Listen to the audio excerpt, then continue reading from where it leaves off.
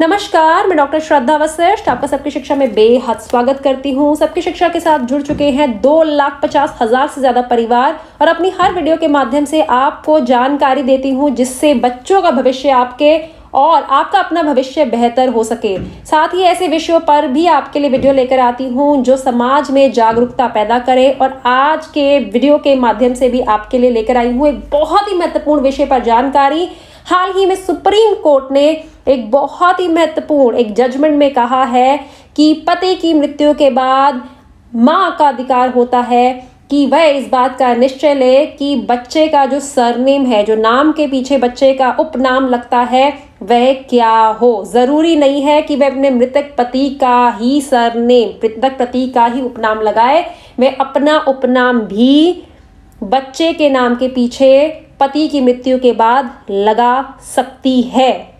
जी हाँ, बहुत ही महत्वपूर्ण एक जजमेंट है, बहुत ही महत्वपूर्ण एक फैसला है जो सुप्रीम कोर्ट ने गुरुवार यानी कि थर्सडे को सुनाया है। और आप सभी को बताना चाहूंगी, hindustantimes.com के माध्यम से यह जानकारी मैं आपके लिए लेकर आई हूँ।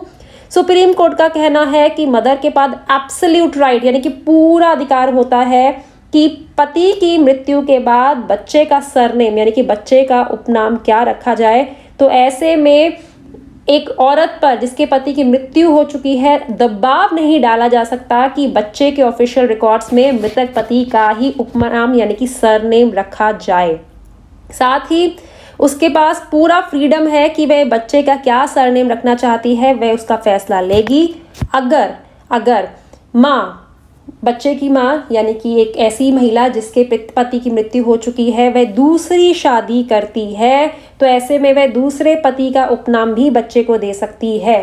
साथ ही एक और बहुत ही महत्वपूर्ण बात कही सुप्रीम कोर्ट ने कि जब अगर ऐसी स्थिति में एक औरत दूसरी शादी कर लेती है, जब पति की मृत्यु हो गई है, तो अगर उसे लगता है कि बच्चे के बेहतर भविष्य के लिए बच्चे को अगर किसी को गोद दे दिया जाए जिससे बच्चे का बेहतर भविष्य होगा, बच्चे के लिए अच्छा रहेगा, बच्चे के भलाई को ध्यान में रखते हुए अगर यह फैसला लिया जाता है कि बच्चे को गोद दे दिया जाए तो बच्चे की बेहतरी रहेगी, तो ऐसे में ऐसा भी किया जा सकता है।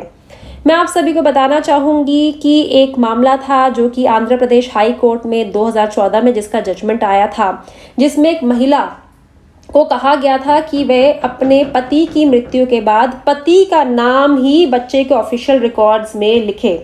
और साथ ही ऐसा भी एक उसी में एक सिचुएशन थी कि उस महिला ने दूसरी शादी कर ली थी, तो उस दूसरी शादी से जो पति था, उस पति को बच्चे के जो रिकॉर्ड्स होंगे उन सब में स्टेप फादर यानी कि सौतेले पिता के रूप में ही मेंशन किया जाए।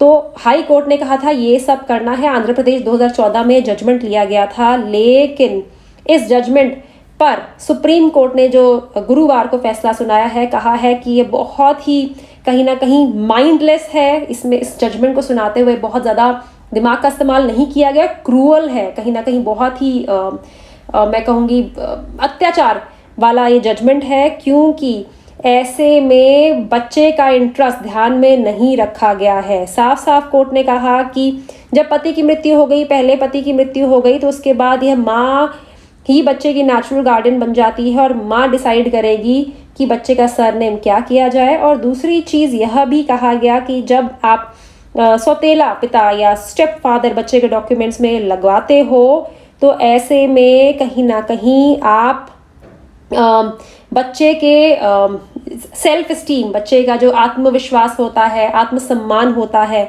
और बच्चे की मेंटल हेल्थ, उसके मानसिक जो उसका स्वास्थ्य है, उस पर इसका बुरा असर पड़ सकता है अगर इस प्रकार से करवाया जाए। तो सुप्रीम कोर्ट ने इस संबंध में जो बहुत ही महत्वपूर्ण जानकारी दी है, बहुत ही महत्वपूर्ण फैसला लिया है, वह मैं आपके लिए लेकर आई हूँ इस वीडियो के माध्यम से। हालांकि इस आर्टिकल में, इस लेख में बहुत सी और बातें भी लिखी हैं, लेकिन मोटे मोटे तौर पर जो कहा गया वह मैं आपको बता रही हूँ कि माता का अधिकार होता है पति की मृत्यु के बाद कि बच्चे का उपनाम क्या रखा जाए। मृतक पिता के उपनाम को माँ रखे, ऐसा माँ पर दबाव नहीं डाला जा सकता।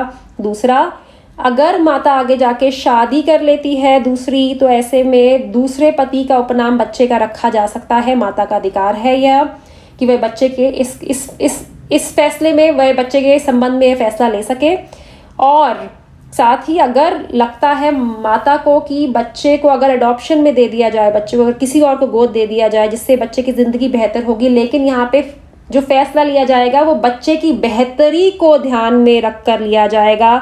बच्चा जो होगा वह प्राइमरी कंसिडर किया जाएगा, बच्चे का इंटरेस्ट प्राइमरी कंसिडर किया जाएगा। तो ऐसे में बच्चे की बेहतरी को ध्यान में रखते हुए अगर मदर को लगता है कि बच्चा गोद कोई और ले ले तो बच्चे की ज़िंदगी आगे बेहतर बनेगी, तो ऐसा भी माता को करने का अधिकार है।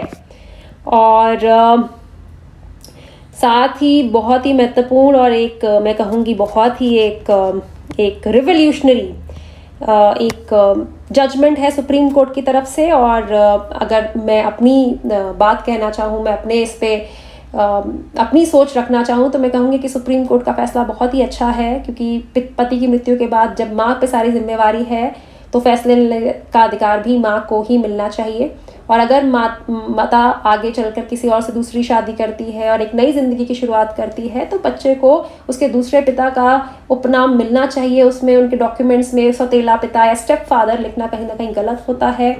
और उसके बाद अगर आगे लगता है मदर को कि बच्चे का ज़िंदगी ज़्यादा बेहतर रहेगी अगर किसी के पास गोद में चला जाए, रात मेरे पास से शायद उतना बेहतर ना हो पाए, बच्चे के इंटरेस्ट को ध्यान में रखते हुए, बच्चे की ज़िंदगी को ध्यान में रखते हुए, बच्चे के इंटरेस्ट बच्चे के सब बेहतरी को ध्यान में रखते हुए अगर माता ये फैसला लेती है कि बच्चे को अडॉप्शन में गोद में दे दिया जाए, किसी और की गोद कोई और गोद ले ले, उससे बेहतर हो सकती है ज़िंदगी, तो इसका अधिकार भी माँ ही, इसका फैसला भी माँ ही करेगी, इसका अधिकार भी माँ को ही दिया जाएगा।